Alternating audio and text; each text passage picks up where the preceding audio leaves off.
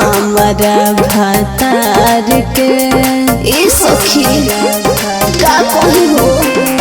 खाए के देनी खाना खाला टंगरी पसार के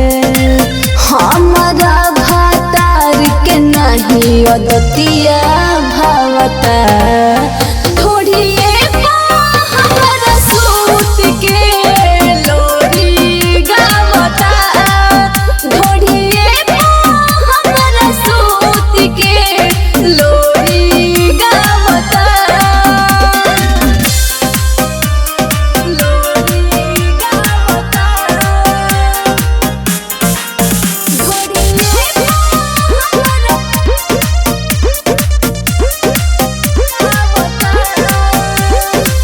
रही हम परेशान कहीं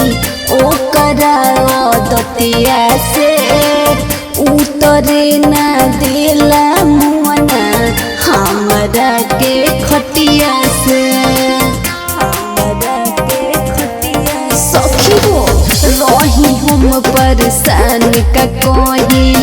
ओ करा दतिया से उतरे ना दिला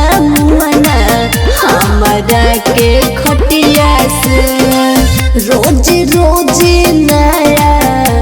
ऑफर लागता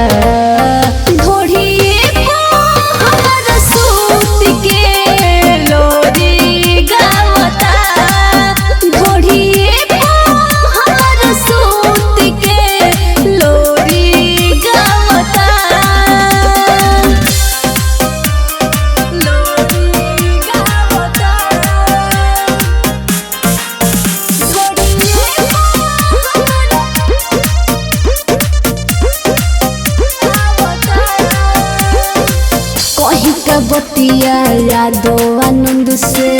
बानियो गुताइल हो कके बिया हवा सुनू रे सखी बानी पछताइल हो हमार तो कर में फुट गइल रे सखी कही का बतिया यादो आनंद से बानियो गुताइल हो कके बिया हवा सुनू रे सखी बानी पछताइल हो सिमरन लया लागा सपना सजावता ढोढ़िए हमारा सूत के लोरी गावता ढोढ़िए हमारा सूत के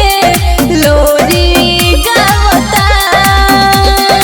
अरे वही पर सुतियो जाता।